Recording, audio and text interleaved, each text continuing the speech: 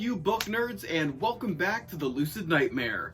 I'm your host as always, Jay Schatzer, and it is time that we are taking it back to the paperback with another book haul video to show off some of my newest additions to the book collection that is ever so growing. But there are so many awesome ones in this pile. Some of them aren't actually movie based, but they do have a cinematic feel to them, so I included them in there because a lot of people have called from this certain author. But yeah, let's get into it and showcase some really awesome books off. And we're going to start off with a kind of underrated flick that is one of my favorite directors, John Carpenter, did.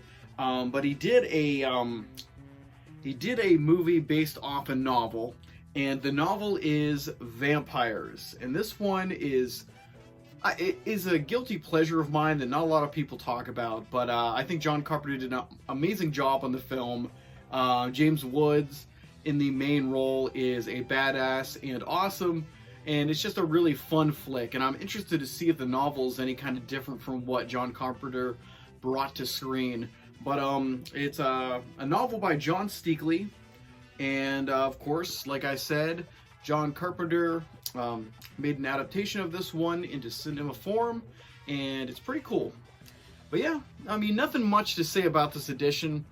Not really, I mean, it's pretty much the cover of the movie. I think they had a poster that was similar to this, but yeah, nothing really to show off in this edition. Just a really interesting book, and I'm kind of looking forward to seeing what changes John Carpenter made when he did the film, and see what the novel that it was all based on is like. But cool edition that I really didn't even think about until I ran across it. I'm like, oh, that's pretty cool. There's a novel that it was kind of based on.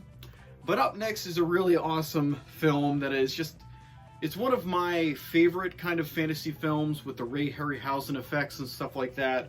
But there's a novel, and I think this one is based on the screenplay, so this one came after the movie came out, and it's a novelization of it. It is Sinbad and the Eye of the Tiger, and that cover art is awesome.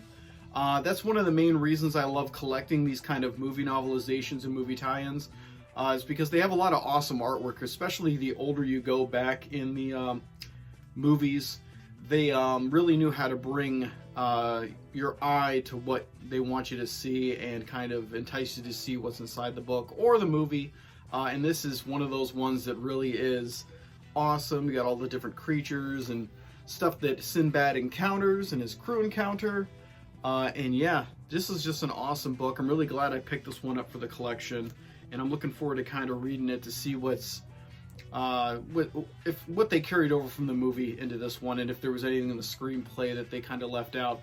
But the screenplay by Beverly Cross, this red lighting makes it really hard to read, and novelization by John Ryder Hall. So yeah, based off the Columbia Pictures film, and just that poster art is awesome. That cover, really cool stuff. So looking forward to checking that one out and see what it's all about. But yeah, awesome pickup. You don't really find a lot of fantasy kind of novels based on movies, so that's what I always like picking up those kind of ones. But I got two Stephen King books back to back here, of two awesome films. Two awesome films that are totally different from each other. It is Stephen King's The Mist is the first one, and The Mist, I know this is based off this is a short story that Stephen King did, and then they kind of changed that into the movie and made it a full-fledged film. But yeah, I don't know too much. I know it was published as a novella in Skeleton Crew, and that's where it first was published. But yeah, I don't know what the differences are or what Frank Darabont kind of did with the story to kind of build it up into more of a feature-length film. So kind of interested to check this one out to see what it's all about, because I love The Mist. I think it was overlooked when it first came out. I know it's gained a following over the years, but I loved it from the start. I just thought it was so strange and unusual and had so many different elements of things that I like in film, and with a heartbreaking ending.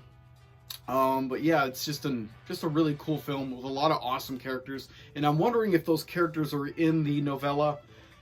So that's, yeah, I'm just very intrigued to see what that's all about. But yeah, The Mist, pretty cool cover. This is probably the best cover that they have out there for this one. It comes with the movie kind of art that was inspired for it. So yeah, awesome stuff. And then the other Stephen King movie that is totally different. It's a sci-fi film that I know it differs a lot from the novel to the film, but I had to pick this one up because I want to know what the differences are. It is The Running Man. And yeah, Arnold Schwarzenegger in the main role. A reality show that, well, the film at least, a reality show that takes convicts and stuff like that and pins them against gladiators, and they have to survive for enjoyment of the audience and entertainment. And I don't know how much this book differs from the film, so I have no idea. I know it doesn't. I know it strays quite a bit, so I'm kind of interested to see what's different and what do they keep the same. So because I hear so many different things, but yeah, Stephen King wrote it, but under the name Richard Bachman.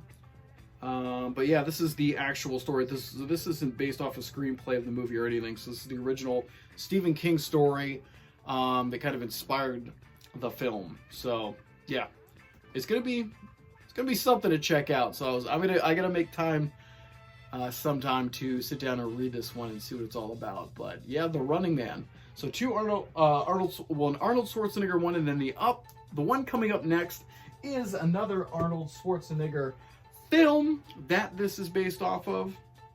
And this one is the awesome Conan the Barbarian. Very excited about this one, and I've always been a huge fan of Conan, the Arnold Schwarzenegger version and the original, what the heck's the creator's name? Howard. Oh my god, another brain fart. Comments, you're gonna rip me apart about all this, but it's, yeah, they don't even have his name anywhere on here. Ron Howard? I forget the creator of Conan, but I've been grabbing a lot of the Savage Sword of Conan, the comics, omnibuses, and I have like 1 through 20 something, and I was missing just one of them in the middle, was 5, and I just actually bought that one. It should be coming pretty soon. But I love Conan the Barbarian in every form, when he's an adventurer, sailor, pirate, and all that different stuff. But yeah, this is based off of the movie, the screenplay, I believe. So based on a screenplay by John Milius and Oliver Stone, and it's written by L. Sprague de Camp and Lynn Carter. But yeah, it's going to be awesome to read this one, because I just love the original Conan the Barbarian.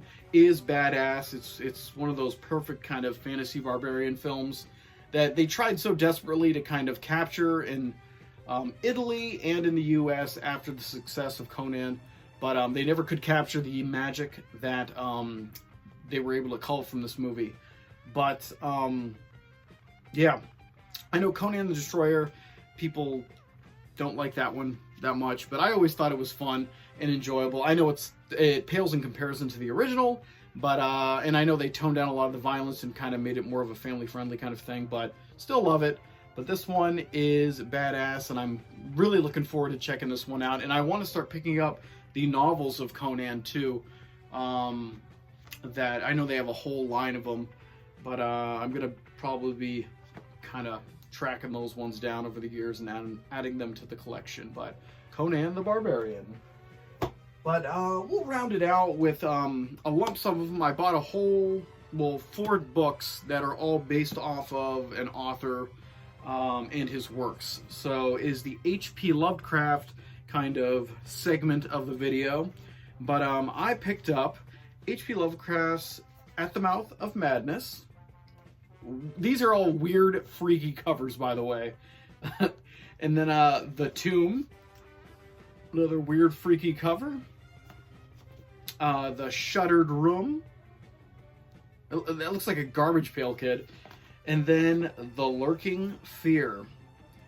I'm actually interested in checking these out. I know I said that there haven't really been any cinematic adaptations of any of these work, but I know there has been one of the Lurking The Lurking Fear. I don't know how close it is to the story because it doesn't seem like it's very familiar to the story or the movie that I've seen.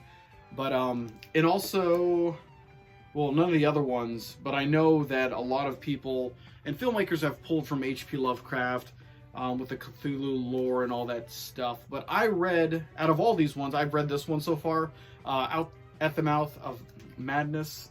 At the Mountains of Madness. I'm mixing up John Carpenter's movie. At the Mountains of Madness. This is an awesome novel. Really wish they would adapt this to the screen because it really is a cool story about kind of an expedition going out to like an Arctic area and finding artifacts and structures and ancient ruins and a strange alien kind of race that is almost undescribable and how weird and strange it is. But it's just really fascinating. And it's awesome. It's got a lot of elements of The Thing, of John Carpenter's The Thing in it. Yeah, it's just something that they really have never... And I know Guillermo del Toro was said to be working on something years ago, but it never came to fruition. But yeah, this whole collection is really cool. I don't know if there's any more in the series to pick up, but I'm going to be on the lookout for them. But I thought it was just cool to add to the collection, even though it's not strictly film related. It's just really cool to have H.P. Lovecraft stuff because he's inspired so many filmmakers over the years, and just cool to have in the book collection. But I think that's going to be it for this one. A little short one with some awesome additions there. But cool stuff. But that's going to do it for this one, for this Taking It Back to the Paperback movie haul or book haul segment. But I hope you saw some ones that you might want to pick up for yourself, or if you're curious about my thoughts on them after I read them, and maybe do a little book to film comparison on them.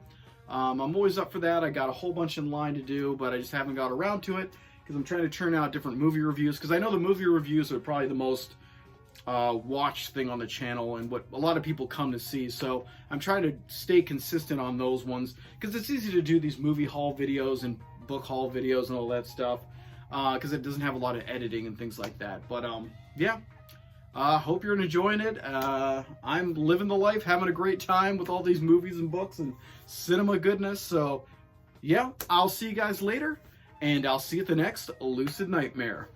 See ya!